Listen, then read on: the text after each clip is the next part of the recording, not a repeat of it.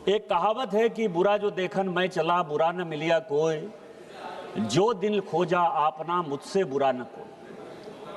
अभी माननीय प्रधानमंत्री जी बोल कर गए कि इस देश को यूनाइट होने की आवश्यकता है।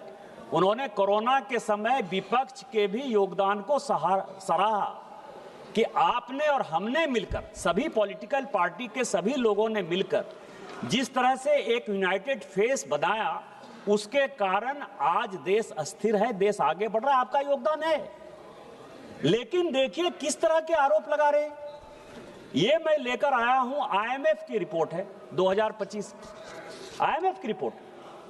ये कह रहे हैं कि अरविंद सुब्रमण्यम की बात करेंगे, कभी रघुराम राजन की बात करेंगे कि जीडीपी जो है आप इन्फ्लेट कर रहे हो। ये आईएमएफ की रिपोर्ट है और आईएमएफ की रिपोर्ट में पढ़ देना चाहता हूं सभापति महोदय कि यूनाइटेड स्टेट का जो जीडीपी है वो 30.62 ट्रिलियन डॉलर है और उसका जीडीपी ग्रोथ जो है वो 2%। चाइना जो है उसकी इकोनॉमी 19.4 ट्रिलियन है और उसका जो जीडीपी ग्रोथ है वो 4.8%। और जर्मनी का 5 ट्रिलियन है, उसका जीडीपी ग्रोथ 0.2% है। और भारत जो अब चौथी अर्थव्यवस्था है, इसकी इकोनॉमी 4.53 ट्रिलियन है और इसका जीडीपी ग्रोथ 6.6%। आप दुनिया को झुठला रहे हो, आईएमएफ को झुठला रहे हो, वर्ल्ड बैंक को झुठला रहे हो। आपने कभी इन चीजों के बारे में सोचा है कि आप पार्लियामेंट में जब इस तरह की बातें करते हो उसका इंपैक्ट क्या जाता है दुनिया के बाजार में, दुनिया के आईएमएफ में, वर्ल्ड बैंक में, यूएस में, यूके में या अन्य देशों के साथ जिनके साथ हमारा व्यापार है, उनके सामने क्या जाता है कि भारत में तो विपक्ष का एक नेता उठकर बोला कि इनका डाटा ही फोर्स्ड है जी, इनका डाटा ही फोर्स्ड है। डाटा तो आपका फोर्स था। कभी आपने देखा कि 2008-9 में जिस तरह के हालात आपने पैदा किए, मैं स्टैंडिंग कमेटी फाइनेंस का सदस्य रहा सभापति महोदय, 2010 में इनका जीडीपी ग्रोथ 2.3%, 2011 में 3.2%, 2012 में 2.7%, 2013 में 3.4%। और जब इनको लगा कि इकोनॉमी की ये हालत रही तो हमारा क्या होगा, क्योंकि अटल जी छोड़कर गए थे तो उस वक्त हमारी इकोनॉमी 9% पर बढ़ रही थी। जब 2004 में अटल जी छोड़कर गए तो इन्होंने जो है जीडीपी का जो मापदंड था उस मापदंड को पलटकर किसी तरह उसको 5% कर पाए 2014-15 के। आप अपनी तरह ही लोगों को समझते हो।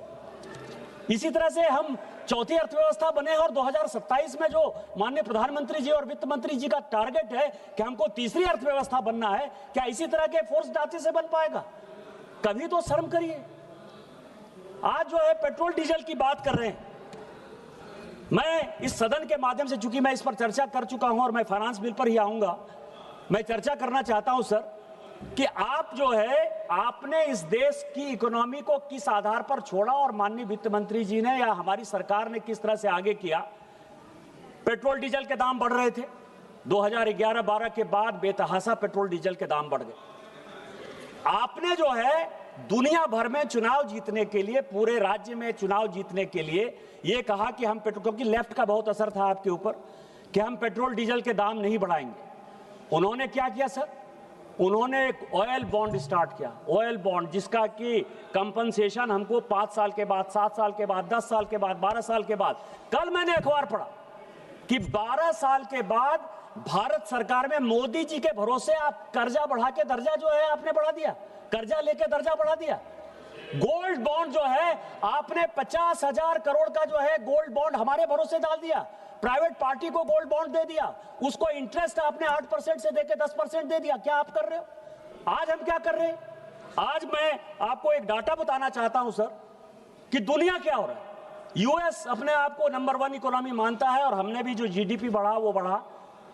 इस मिडिल ईस्ट के वार के बाद, ईरान के वार के बाद अमेरिका में गैस और डीजल के प्राइस जो है वो 20% बढ़े।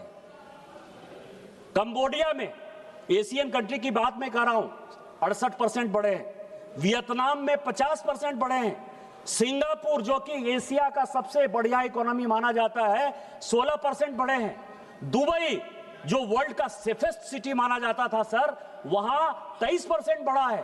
पाकिस्तान में तो 4 दिन का छुट्टी हो गई, 4 दिन का काम होता है, 3 दिन छुट्टी हो गई सर। स्कूल कॉलेज बंद हो गए और वहां जो है 30% बढ़ा है। और यदि हमने नहीं बढ़ाया तो आपको क्या लगता है कि चुनाव के लिए नहीं बढ़ाया? मोदी जी जो है चुनाव के लिए काम करते हैं। हमने यदि आम जनता को राहत दी है, यदि हमने पेट्रोल डीजल के दाम नहीं बढ़ाए हैं, यदि हमने गैस के दाम नहीं बढ़ाए हैं, यदि हम पूरी दुनिया से, जैसे कहा कि पहले 27 देशों से हम सोर्स करते थे पेट्रोल डीजल और गैस को, आज हम 41 देशों से सोर्स कर रहे हैं और जहां भी सस्ता मिलेगा वहां हम जाएंगे और वहां हम आम जनता को जो है सस्ते दर पर पेट्रोल डीजल ये करेंगे, उसको बढ़ाई करने के बदले आप उसकी शिकायत कर रहे हैं। आपको इस बजट में कुछ दिखाई नहीं दे रहा है। अब इस बजट की जो मुख्य बातें हैं सर, फाइनेंस बिल की, क्योंकि आज मैं कोई पॉलिटिकल चर्चा नहीं करना चाहता, आज मैं केवल और केवल वित्त विधेयक पर चर्चा करना चाहता हूं। सबसे पहला जो आम जनता के लिए ये सरकार सबका साथ, सबका विश्वास, सबका प्रयास, सबके सद्भाव के लिए है सर। सबसे पहले जो है, जब भी चुनाव का समय आता था या जब भी हम पार्लियामेंट में जीत कर आते थे तो आम जनता को लगता था कि हमारा टैक्स का जो पर्सनल टैक्स का एग्जम्पशन है वो 4 लाख हो जाएगा कि 5 लाख हो जाएगा कि 6 लाख हो जाएगा कि 7 लाख हो जाएगा। पिछले साल, और मैं आपको बताऊं कि माननीय प्रधानमंत्री जी और माननीय श्री निर्मला सीतारामन जी ही इस तरह का काम कर सकती थी। अनएक्सपेक्टेडली, किसी को कुछ नहीं पता था, 12 लाख रुपए का टैक्स एग्जम्पशन हमने किया और उसको अभी हमने फिर से कंटिन्यू। हम रोज यहां चर्चा करते रहते हैं सर, इस टैक्स फाइनेंस बिल में रोज चर्चा करते हैं कि हम जो है, और गडकरी जी बराबर बोलते रहते हैं कि दुर्घटना हो जाती है, एक्सीडेंट हो जाता है, लाखों लोग जो है प्रत्येक साल मारे जाते हैं। यहां चर्चा करके उसकी छुट्टी पा लेते हैं। लेकिन जो हमारी सेंसिटिव गवर्नमेंट है उसने इस बार किया क्या सर, 1988 का जो मोटर व्हीकल एक्ट है उसमें संशोधन करके कहा कि जिनको भी कंपनसेशन इंश्योरेंस का मिलता है उसमें कोई टैक्स डिडक्ट नहीं होगा। ये आम लोगों के लिए नहीं है। कौन मरते हैं? स्कूटर वाले, साइकिल वाले, रिक्शा वाले, पैदल चलने वाले, पटरी पर सोने वाले, यही लोग तो मरते हैं ना सर। उसके लिए कौन काम कर सकता है? इसके लिए कभी आपने, हम वोट की चिंता नहीं करते हैं, हम आम गांव गरीब की चिंता करते हैं, इसीलिए ये काम किया हमने सर। दूसरा सवाल यह है कि अब कई एक लोगों को एक सिस्टम हो गया है सर कि बाहर रहना है। कई एक लोग रोजगार के लिए गए, कई एक लोग जो है टैक्स बचाने के लिए गए, किसी कारण से गए, लेकिन उनके आधा परिवार बाहर है सर, आधा परिवार अंदर है। कई एक संपत्तियों में जो है उनका अधिकार है। मैं आपको बताऊं कि रेसिडेंट इंडिविजुअल जो हिंदू अनडिवाइडेड फैमिली है उसके लिए इस फाइनेंस बिल में हम बहुत बड़ी राहत लेकर आए हैं। जो विदेशों में इतने बाहर के लोग रहते हैं और जो हमको रेमिटेंस भेजते हैं, उनके लिए इससे बड़ा काम जो है माननीय वित्त मंत्री नहीं कर सकते थे। इसके लिए ये बधाई की पात्र है। इसके बाद लैंड एक्विजिशन एक्ट लेकर आ गए सर। खूब लंबा चौड़ा भाषण देते हैं कि लैंड एक्विजिशन एक्ट है, राइट ऑफ फेयर कंपनसेशन है, 4 गुना देते हैं। सारे उद्योग धंधे किस तरह से चल रहे हैं वो उस पर मैं नहीं जाना चाहता सर। लेकिन लैंड एक्विजिशन एक्ट में जो छोटे लोग हैं, जो सीमांत लोग हैं, उनका जो जमीन जाता था और उसका जो कंपनसेशन मिलता था, उस कंपनसेशन में सर वो उनको टैक्स देना पड़ता था। मैं माननीय वित्त मंत्री जी का पुनः बधाई देना चाहता हूं कि उन्होंने इस बार जो है, जो राइट ऑफ फेयर, जिसका कि मतलब जमीन जाएगा, जिनका जमीन एक्वायर किया जाएगा, उसमें से जो है टैक्स उन्होंने एग्जेम्प्ट कर दिया। इससे बड़ा बात गरीबों के लिए, क्योंकि ये भारत में सर 92% लोग जो है वो सीमांत किसान हैं, जिनके पास 2 कट्ठा, 4 कट्ठा, 5 कट्ठा, 10 कट्ठा, 1 बीघा, 1 एकड़, 2 एकड़, इससे ज्यादा जमीन नहीं है सर। 92% जो किसानों की बात करते हैं, उन किसानों के लिए मैं कह सकता हूं कि जो माननीय प्रधानमंत्री जी भी बोलकर गए कि ये किसानों के लिए समर्पित सरकार है। यदि फर्टिलाइजर का दाम 3000 है पूरे दुनिया में, तो हम 300 रुपया में बोरी देते हैं। उतना ही नहीं, यदि उनका जमीन हम एक्वायर कर रहे हैं तो उसमें भी भारत सरकार ने टैक्स जो है खत्म करने का प्रावधान किया। इसके लिए बधाई के पात्र है। इसके बाद सर, जो बाहर लोग रहते हैं सर, कई एक लोग विद्यार्थी के तौर पर जाते हैं, कई एक लोग काम करते हैं। बेनामी ट्रांजैक्शन एक्ट 1986-87 में माननीय राजीव गांधी जी लेकर आए। लेकिन हो सकता है कि अपने दोस्तों के लिए, मित्रों के लिए उनको समझ में आ रहा होगा कि ये बड़ा खराब एक्ट लेकर आ गए, यदि इससे होगा तो अपने दोस्तों को जो है समस्या हो जाएगी। आपको आश्चर्य होगा सर कि 86-87 में लागू किया हुआ बेनामी ट्रांजैक्शन एक्ट 2017-18 तक, जब तक कि हमारी सरकार नहीं आई सर, 30 साल तक उसका कोई कानून नहीं बना। पार्लियामेंट ने पास कर दिया। ऐसा कभी आपने सुना था सर कि कोई एक्ट पास हो जाए और वो एक्ट लागू नहीं हो? हमारी सरकार आई, उसने बेनामी ट्रांजैक्शन एक्ट में कुछ संशोधन के साथ उसको लागू किया। इसके बावजूद भी हमने एक रास्ता दिया कि आप जो है जितने फॉरेन के एसेट हैं, जितने बाहर आप पैसा यहां से लेके गए हो, आप उसको डिस्क्लोज करो। उसमें कई एक लोगों ने डिस्क्लोज किए, कई एक लोगों ने डिस्क्लोज नहीं किए।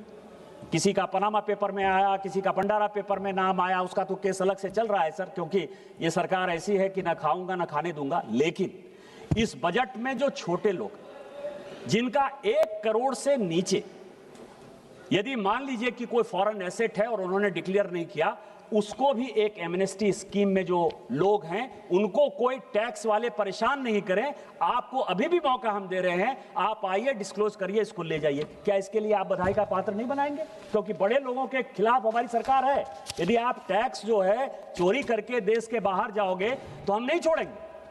लेकिन यदि कोई छोटे लोग हैं, उन छोटे लोगों के लिए यह बड़ा काम इन्होंने किया सर। इसके बाद सर जो कॉर्पोरेट टैक्स है, अब क्या है कि विकसित भारत 2047 बनना है। हम ये कह रहे हैं कि 2047 में हम पहले या दूसरे नंबर की इकोनॉमी होंगे, क्योंकि जर्मनी तो 5 ट्रिलियन पर है, हम 4.53 पर हैं, तो मुझे लगता है कि 2027 में हम तीसरी इकोनॉमी हो जाएंगे। हमारा जो मुकाबला है वो चाइना के साथ है, जो अभी लगभग 20 ट्रिलियन के आसपास है, और उसके बाद अमेरिका जो है 30 ट्रिलियन के आसपास है। हम एक टारगेट बनाए हुए हैं कि 2047 में हम लगभग 40 से 50 ट्रिलियन तक पहुंचे, नंबर 1 नंबर 2 की स्थिति में पहुंचे। इसमें जो मेक इन इंडिया का एक नारा है कि हम यहां के प्रोडक्शन बनाएंगे, यहां के लोगों को रोजगार देंगे, यहां का डेवलपमेंट करेंगे, उसमें जो विदेश के लोग आएंगे या अपने लोग जो इन्वेस्ट करेंगे, उनका मुकाबला एशिया में किससे है सर? चाइना जो है, चाइना में हम सुनते हैं कि बड़ी R&D हो रही है, बड़े उद्योग धंधे आ रहे हैं। वैसे चाइना से भी माननीय वित्त मंत्री जी कई एक चीजें खींच कर लेकर आ गई हैं, जैसे कि मोटर के प्रोडक्शन। अब FTA जो हमने साइन किया है सर, उसमें मोटर का प्रोडक्शन हमारे यहाँ होगा। हम यहाँ मोबाइल के सबसे बड़े एक्सपोर्टर हो गए हैं। लेकिन हमारा मुकाबला किससे है? चाइना में टैक्स है या नहीं है, दुनिया में कोई नहीं जानता सर। सिंगापुर जो एक देश है, वहां टैक्स मुश्किल से 15 से 16%, 17% है। दुबई जो है, कई एक जगह टैक्स है, इनकम टैक्स है, कई एक जगह कॉर्पोरेट टैक्स है, टैक्स नहीं भी है, मतलब 7-8% के आसपास है। यदि अपने को इन्वेस्टमेंट अट्रैक्ट करना है तो सबसे पहला काम क्या होगा? सबसे पहला काम क्या होगा कि जो बिजनेसमैन है उनको एक ऐसा साधन दे। मैं इसलिए कह रहा हूं कि एक सरकार हमने देखी सर 2011 में, जो कि सुप्रीम कोर्ट ने वापस कर दिया, कि वोडाफोन एसआर का जो है टैक्स का रिटर्न का बात आने लगा, तो इसी पार्लियामेंट में, चूंकि उस पार्लियामेंट का मैं सदस्य था सर, रेट्रोस्पेक्टिव टैक्स लेके आ गए। पूरी दुनिया में कहीं भी पीछे से टैक्स नहीं लगता है सर। इसीलिए कि जो इन्वेस्टमेंट होता है, इन्वेस्टर को यह पता होता है कि हम जो काम करने वाले हैं या अपना पैसा लगाने वाले हैं उसमें क्या टैक्स मिलेगा। इन्होंने जो है 2011 में रेट्रोस्पेक्टिव टैक्स लेकर आ गए, जिसके कारण पूरी दुनिया में 2G हो गया, 3G हो गया, कोलगेट हो गया, इतने स्कैम हो गए। उसके बाद इस तरह का जो गब्बर सिंह टैक्स आ गया सर, इस टैक्स ने ऐसी हालत कर दी कि बाहर के लोग हमारे यहां इन्वेस्ट करने से मना कर दिए। जब हमारी सरकार आई तो माननीय मोदी जी ने एक आश्वासन दिया कि हम जो आज आपको टैक्स दे रहे हैं, कोई रेट्रोस्पेक्टिव टैक्स नहीं होगा, जो भी टैक्स होगा वो प्रोस्पेक्टिव टैक्स होगा। और कॉर्पोरेट के लिए आपको ध्यान हो कि 2016-17 का यदि बजट आप ध्यान देंगे तो हमने जो है कॉर्पोरेट टैक्स को जो है 27-28% पर ला दिया, क्योंकि हमको कंपीट एशियन कंट्री से करना है और उसमें आगे बढ़ाना है। इसमें taxation of non resident corporate tax में सर, और जो ट्रांसफर प्राइसिंग है, जो दूसरे देश के लोग हमारे यहाँ इन्वेस्ट आएंगे, इसका जो है डेट और जो लिमिटेशन है, ये दोनों हमने बदला। और इसके कारण विकसित भारत 2047 में हम आगे बढ़ेंगे। इसके लिए मैं माननीय वित्त मंत्री जी को है बधाई और धन्यवाद देना चाहता हूं कि आपने इतना बड़ा काम किया। और इसमें तीसरी जो है सेफ हार्बर टैक्स और चौथा एडवांस प्राइसिंग एग्रीमेंट, ये दोनों चीजों के ऊपर जो है ये पूरे के पूरे फाइनेंस बिल में वित्त मंत्री जी ने है टैक्स को बहुत राहत दी है सर। इसके बाद एक मिनिमम अल्टरनेटिव टैक्स है जिसको कि टैक्स घटाया है सर, 18% था उसको 14% लेके आए। अब मिनिमम अल्टरनेटिव टैक्स ये था सर कि कई एक इंडस्ट्री ऐसी थी जिसको कि माननीय राजीव गांधी जी टाइट करना चाहते थे। उनको लगता था कि ये पैसा कमा रहा है, कांग्रेस पार्टी को पैसा दे रहा है कि नहीं दे रहा है, देश में पैसा नहीं दे रहा है, टैक्स नहीं दे रहा है। तो 87 में ये जानने का सवाल है, मतलब इतिहास समझिए कि मिनिमम अल्टरनेटिव टैक्स कब आया। मिनिमम अल्टरनेटिव टैक्स ये है कि आपको प्रॉफिट कितना हो रहा है नहीं हो रहा है, लेकिन आपको मिनिमम इतना टैक्स भारत सरकार को देना पड़ेगा। ये मिनिमम अल्टरनेटिव टैक्स का सीधा सीधा छोटा सा मतलब है। मिनिमम अल्टरनेटिव टैक्स सर 1987 में इसी पार्लियामेंट ने पास किया। उसके बाद सारे कॉरपोरेट के साथ जो है इनकी बातचीत हो गई और वो जब तक कि 89 तक इस देश के प्रधानमंत्री रहे सर, वो केवल जिसको कहते हैं ना कि वो दिखा दिया आपको शेर खाएगा बकरी का, उसी तरह से कांग्रेस दिखाती रही और जितना चंदा है वो चंदा लेती रही सर। मिनिमम अल्टरनेटिव टैक्स लागू ही नहीं हुआ। और मिनिमम अल्टरनेटिव टैक्स जब बाद में लागू हुआ उसका ये हुआ जब माननीय अटल जी आए तो अटल जी ने एक बड़ी अच्छी पॉलिसी बनाई कि चाइना कैसे डेवलप हो। चाइना को डेवलप करने के लिए या यूएस को डेवलप करने के लिए क्या क्या चीजें हुई, तो 3 चीजें थी सर कि स्पेशल इकोनॉमिक जोन बनाया, एक्सपोर्ट ओरिएंटेड यूनिट बनाया और डोमेस्टिक टैरिफ यूनिट बना। 3 चीजें जो है कंपनियां बनती हैं, डीटीए, ईओयू और एसीजेड सर। एसीजेड जब खूब फुल फ्लेज्ड बढ़ने लगा 2004 तक, उसके बाद हमारी सरकार हट गई सर। एसीजेड पर विशेष तौर पर माननीय चिदम्बरम जी ने मिनिमम अल्टरनेटिव टैक्स लगा दिया। इसके कारण आप समझिए कि पूरा का पूरा जो एसीजेड का जो कॉन्सेप्ट था वो पूरा का पूरा खत्म हो गया।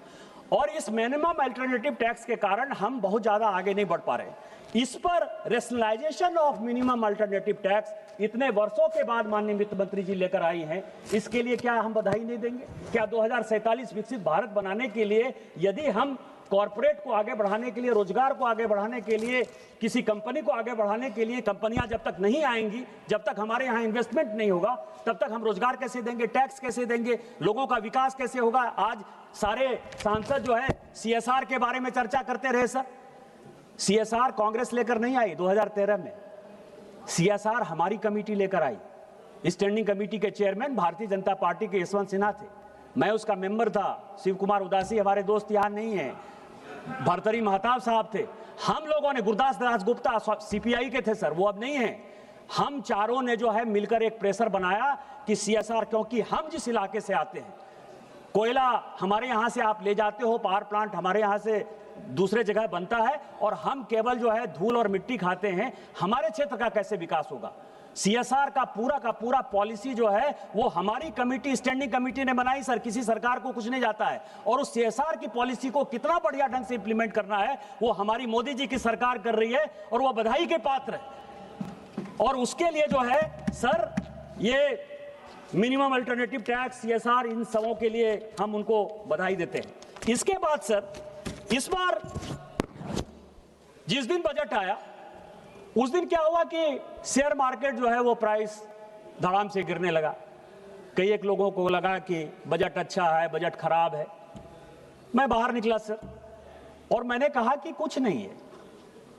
माननीय वित्त मंत्री जी ने एक बड़ा रैशनल जो है जिसको कहते हैं कि सिक्योरिटी ट्रांजैक्शन टैक्स है क्या सर? शेयर मार्केट ऊपर बढ़ रहा है, नीचे बढ़ रहा है, किसका पैसा है, किसका नहीं पैसा है, किसी तरह का जो है आप समझिए कि कोई लीगल फ्रेमवर्क है, लेकिन लीगल फ्रेमवर्क में कोई बहुत ज्यादा दबाव नहीं।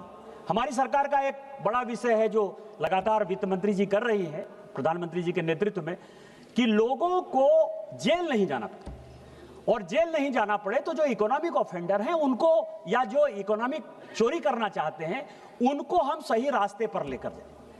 तो ये इस बार क्या है कि इस बार में कैपिटल गेन्स, जो बायबैक टैक्स है और जो एसटीटी है, उसको जो है माननीय वित्त मंत्री जी ने बढ़ाया, जिससे कि शेयर मार्केट में जो गरीबों का पैसा है, जो लगातार गरीब, कभी शेयर मार्केट बढ़ गया तो बढ़ गया, उसमें बेचारे पैसा लगाए और नीचे चले जाते हैं, धड़ाम से चले जाते हैं, उसको ट्रांसपेरेंट करने के लिए एसटीटी टैक्स लगाया है। इसके कारण शेयर मार्केट में उस दिन ऊपर नीचे हुआ और बाद में आपको ध्यान हो कि दूसरे दिन जब लोगों को समझ में आया, आम इन्वेस्टर को, कि हमको प्रोटेक्ट करने के लिए मोदी जी की सरकार ये लेकर आई है, तो ये आपको पता है कि शेयर मार्केट बढ़ गया।